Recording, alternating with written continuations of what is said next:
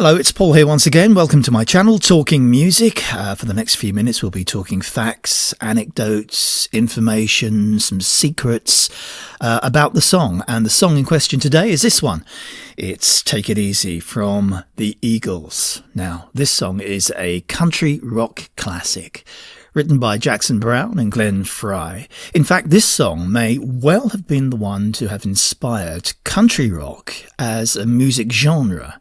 For sure, when the Eagles first started out in 1971, the sound they were making was unique to them. The way Take It Easy started life was with singer-songwriter Jackson Browne, who was a prolific songwriter, and just on the cusp of a record deal. Jackson would play the Troubadour in LA on a regular basis and would earn enough to pay his rent.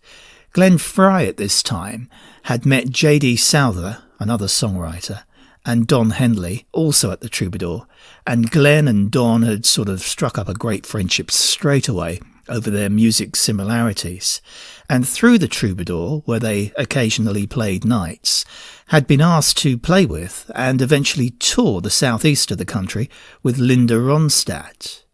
The idea then from Linda's management was for her to get her own permanent band, which was to include Glenn Frey on the rhythm guitar and Don Henley on drums. Don and Glenn, though, went to Linda halfway through the tour and told her of their idea to form their own band, which she was very gracious about. She graciously accepted and actively encouraged them to do so. In fact, Linda Ronstadt was more instrumental than just about anyone else in the formation of the Eagles, because she set up the meetings with Bernie Leadon and Randy Meisner, and the Eagles started out life as a band, as a foursome, playing their particular brand of country rock. Well, there certainly was a lot of serendipity involved in the beginning of the Eagles, and it was interesting that the night that I got hired to join Linda's band, and I was sitting here at the bar at the Troubadour. John Boylan was there, and walking up over on the other side came Don Henley to introduce himself, to say hi to John and say that he had sent a song to, right? You'd sent a song to John for Linda. So that just happened one night at the Troubadour bar. And then, the fact that Don and I got to play in her band, and we were roommates together, that just sort of we started talking about our dreams and what we wanted to do, so we were very lucky. And then, of course, as I said, when we told Linda that, we really wanted to have our own band, then she helped us get the guys. She's the one that said, you should get Bernie Leadon. So we brought him out to Disneyland for some shows we were doing on graduation nights. And Bernie sat in with us, and we got to meet him over the course of a week or so and talk with him. A couple weeks later, we replaced the bass player for a weekend up in Los Altos with Randy Meisner, so that he'd come up and play with Linda, and we could talk with him as well. So, it was really important. She was a pivotal, person in our lives, and as was John Boylan, her manager. Yeah. And they were both very generous with us. They helped us form this group, and nothing but good things to say about her. When they returned to LA, Don, Glenn and J.D. Souther moved into a small flat in Echo Park, just above Jackson Browne, so they were neighbours. And Don and Glenn were forming their as-yet unnamed band, and they wanted to start writing songs. Jackson Browne, according to Glenn Frey, unknowingly showed them how to do this. We slept late in those days. Except around 9 o'clock in the morning, I'd hear Jackson Browne's teapot going off with this whistle in the distance. And then I'd hear him playing piano. I didn't really know how to write songs. I knew I wanted to write songs, but I didn't know exactly. You just wait around for inspiration, what was the deal? Well, I learned through the Jackson ceiling and my floor exactly how to write songs, because Jackson would get up and he'd play the first verse and first chorus, and he'd play it 20 times until he had it just the way he wanted. And then there'd be silence, and then I'd hear the teapot go off again. And it'd be quiet for 10 or 20 minutes. Then I'd hear him start to play again, and there was a second verse. So then he'd work on the second verse and he'd play it 20 times. And then he'd go back to the top of the song, and he'd play the first verse, the first chorus, and the second verse another 20 times until he was really comfortable with it, and, you know, change a word here or there. And I'm up there going, so that's how you do it. Elbow grease, you know, time, thought, persistence.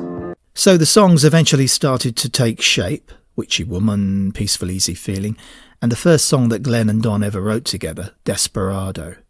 Meanwhile, Jackson Browne was writing lots of songs, but one he started in 1970, well, he was pretty much stuck on. He couldn't get past the first chorus. Here's how Don Henley saw it.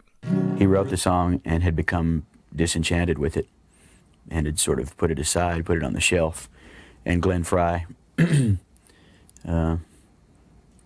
is a very astute arranger and a student of songwriting, recognized that there was something in that song that was perhaps better than Jackson had imagined, and encouraged Jackson to get it off the shelf. Jackson ended up letting Glenn actually finish it. Well, Glenn went to see Jackson one day, and Jackson played him the song he was working on, Take It Easy, and Glenn asked if he was going to be including it on his new debut album, and Jackson said he wouldn't have it ready in time because he was stuck and needed time to think about it. Glenn urged him to continue with the song, and Jackson Browne takes up the story.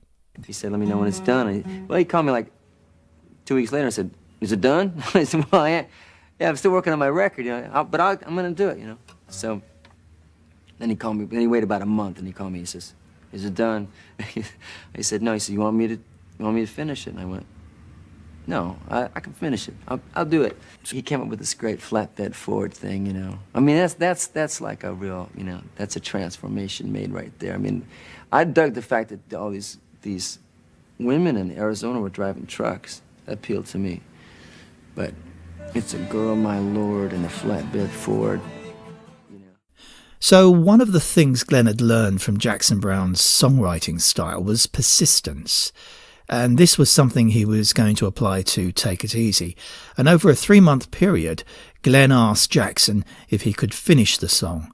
Eventually, worn down, Jackson Browne said, yes, go on then. Here's Glenn. Jackson had this song called Take It Easy. He couldn't finish the song. He was stuck in the second verse. He had, I'm standing on a corner in Winslow, Arizona. And so I filled in, such a fine sight to see, it's a girl, my lord, and a flatbed Ford slowing down to take a look at me. And Jackson Browne was very happy with the result. Take It Easy is a song that I started to write and Glenn finished. He had the 4 great singers, this huge bank of voices that could come in, and he had that to work with. And when they worked out the song, it suddenly had this, you know, take it easy, take it easy. You know, we had this, you know, this arrangement sense that was just so great. Take It Easy was recorded in the Olympic Studios in London with producer Glyn Johns, who'd worked a lot with the Rolling Stones, Small Faces, and the Beatles. Glenn Frey plays acoustic guitar and sings lead. Randy Meisner plays bass and sings harmony, along with Don Henley on drums, and Bernie Leadon on guitar, and distinctive banjo notes, which really add to the song's country rock feel. The song was the first single for the Eagles and included on the debut album, The Eagles. It wasn't released in the UK, but in Canada it made the top 10 at number 8, and as you can see here on the US Billboard Hot 100, it peaked at number 12 in the summer of 1972, stayed there 6 weeks in the US top 20. And little did anyone know what was ahead of them.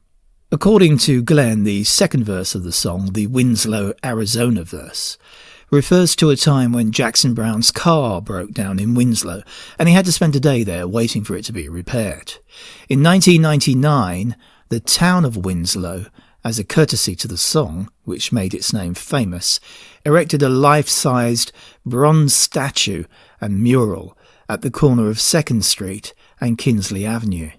The statue stands next to a lamppost and is holding an acoustic guitar.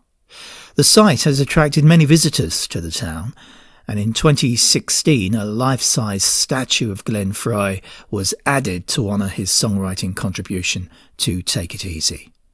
In an interview in the late 80s, Glenn was asked what he thought the 3 most important Eagles songs were. Guess which one he put top. I'd probably put Take It Easy in, because it was the first Eagles song and really sort of was America's and everybody's first image of our band, you know, and I think it was the vistas of the Southwest, and, you know, it was the beginnings of what became country rock. Mm-hmm. It's a great uplifting song which creates vivid imagery in the listener's mind of someone with a world of trouble on their back. But hey, what the heck? It's the Eagles and Take It Easy. Well, that's it for another Talking Music video.